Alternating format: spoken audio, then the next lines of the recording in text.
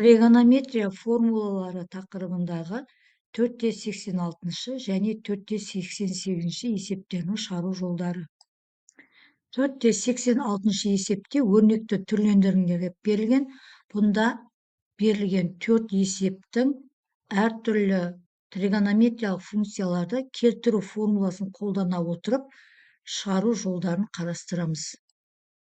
Бірінші есепте берілгенімізге тангенс шақшаның ішіне 3π бөлінген 2 плюс альфа көбейтілген тангенс π минус альфа қосылған косинус шақшаның ішіне π бөлінген 2 плюс альфа көбейтілген синус шақшаның ішіне π минус альфа. Бұл жағдайды біз келтіру формуласының кестесіне қарай отырып жазамыз. Минус котангенс альфа көбейтілген минус тангенс альфа қосылған шақшаның ішіне минус синус альфа көбейтілген синус альфа тең. Бұл жағдайда минус котангенс альфа мен минус тангенс альфаның көбейтіндісі плюсті береді және формула бойынша бірге тең. Минус синус квадрат альфаны плюс синус квадрат альфаға көбейтсек минус синус квадрат альфа болады. Ол бізге косинус квадрат альфаны береді. Екінші есепте котангенс шақшаның ішіне 3π бөлінген 2 плюс альфа көбейтілген котангенс шақшаның ішіне π минус альфа қосылған котангенс π бөлінген 2 плюс альфа көбейтілген тангенс 2π минус альфа тең. Келтіру формуласына кестесіне қарай отырып біз қоятын болсақ, минус тангенс альфа көбейтілген минус котангенс альфа қосылған минус тангенс альфа көбейтілген минус тангенс альфа. Бұл жағдайда тағы да тангенс минус тангенс альфа мен минус котангенс альфаның көбейтіндісі бізге бірді береді және теріс санға көбейтсем плюсті береді. Плюс 1 қосылған минус тангенс альфаны тангенс альфаға көбейтетін болсам плюс тангенс квадрат альфаны береді. Бұл бізде формулада 1 бөлінген косинус квадрат альфаға тең. Үшінші есепте берілген бізге котангенс шақшаның ішіне 6,5 π минус альфа косинус минус альфа қосылған косинус шақшаның ішіне π минус альфа сыртында үлкен шақшаның сыртында квадраты қосылған 2 синус квадрат шақшаның ішіне π минус альфа көбейтілген котангенс альфа минус π тең.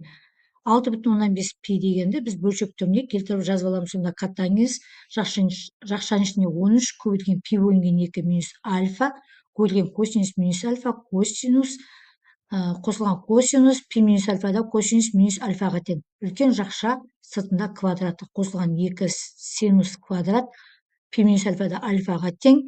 Минус котангенс альфа минус π дегенді π минус альфаға жазып алатын болса, онда минустан басы котангенс функция тақ болғандықтан сыртына шығады тең. Бұл жағдайда котангенс π бөлінген 2 минус альфаны қараймыз, ол бізге тангенс альфаны береді.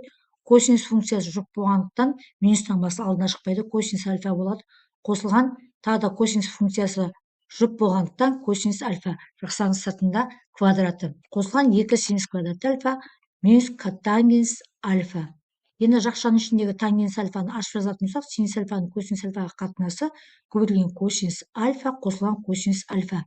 Жақшаның сыртында квадраты минус 2 синус квадрат альфа көбейтілген котангенс ашып жазатын болсақ, косинус альфаның синус альфаға қатынасы тең.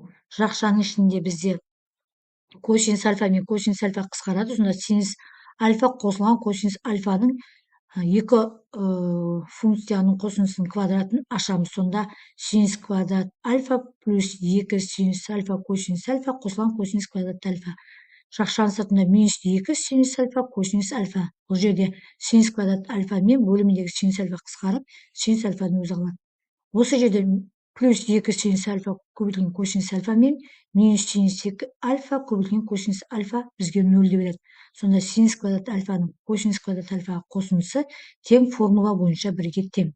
Төртінші есепте косинус шақшаның ішінде 2,5 π минус альфа көбейтілген тангенс 3π плюс альфа қосылған синус минус альфа көбейтілген тангенс шақшаның ішіне 5π бөлінген 2 қосу альфа үлкен жақшаның сыртында квадраты қосылған тангенс альфа көбейтілген тангенс 3π бөлінген 2 плюс альфа.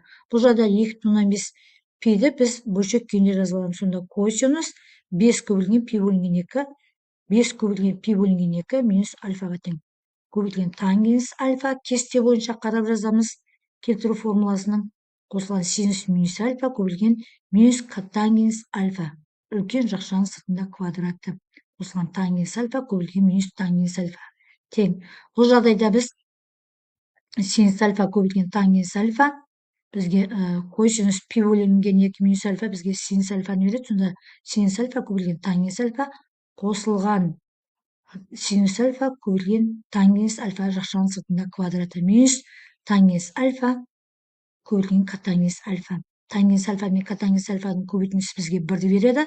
Сонда біз мына жерде тангенс альфаны синус альфа көбейтілген тангенс альфа минус синус альфа көбейтілген котангенс альфадан синус альфаны жақ жағының сыртына шығарып жіберіп, және олардың квадратын ашып беретін болсақ, синус квадрат альфа жақ жағында тангенс квадрат альфа қосылған 2 тангенс альфа көбейтілген котангенс альфа қосылған котангенс квадрат альфа жақ жағының сыртында минус 1-ге тең. Бұл жағдайда біз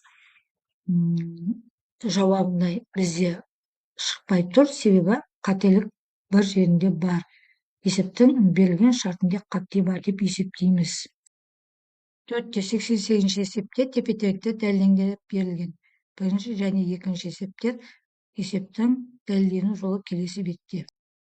Бізде берілгенде бұл жағдайда біз сол жағын алып, оң жағын алып түрлендіреміз. Жақ жағында котангенс альфа минус косинус альфа көбейтілген синус альфа қосылған тангенс альфа. Жақ жағының ішіндегі котангенс альфаны ашып жазамыз. Ол косинус альфа бөлінген синус альфаға минус косинус альфа. Екінші жақ жағының ішінде синус альфаны жазып, тангенс альфаны ашып жазамыз. Сонда синус альфа бөлінген косинус альфаға тең. Әрмен қарай бірінші жақ жағының ішіне ортақ бөлме келтіруді орындаймыз. Екінші жақ жағының ішіне ортақ бөлме келтіруді орындаймыз. Сонда бөлшектің алымында бірінші шақшада косинус альфа минус косинус альфа көбейтілген синус альфа бөлімінде синус альфа. Екінші шақшада ортақ бөлме келтіруді орындасақ, алымында синус альфа көбейтілген косинус альфа қосылған синус альфа бөлімінде косинус альфа. Бірінші бөлшектің алымына түрлендіріп орындаймыз. Ортақ көбейт жақ жағының сыртына шығарамыз. Косинус альфаны жақ жағының сыртына шығарсақ, жақ жағының ішінде 1 минус синус альфа қалады. Бөлімінде синус альфа. Көбейтілген екінші бөлшектен де ортақ көбейт жақ жағының сыртына шығарамыз. Синус альфаны шығаратын болсақ, ортақ көбейтші ретінде жақ жағының ішіне 1 қосылған косинус альфа қалады. Бөлімінде косинус альфа. Және осы жерде бөлшекке көбейту ережесін қолданатын болсақ, косинус альфа мен косинус альфа, синус альфа мен синус альфа қысқарады да бізде қалады екен теңінде жақ жағының ішінде 1 минус синус альфа бөлінген көбейтілген 1 қосылған косинус альфа. Олай болса біз теңдіктің тепе-теңдіктің сол жағын алып түрлендіре отырып, оң жағындағы мәнді шығардық. Олай болса тепе-теңдік дәлелденді. Енді екінші есепте біз сол жағын алып түрлендіреміз. Сол жағында жақ жағының ішінде 1 минус косинус альфа, екінші шақшада 1 минус синус альфаның көбейтіндісі.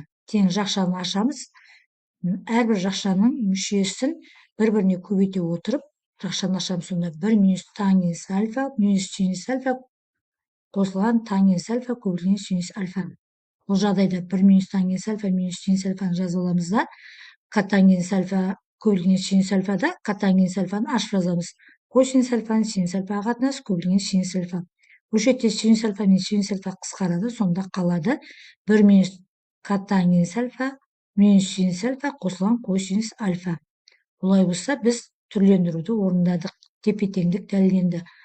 Минус теңдіктің екі жағы да бірдей болып дәлелденді. Сондықтан да біз тепе-теңдік дәлелденді деп айта аламыз.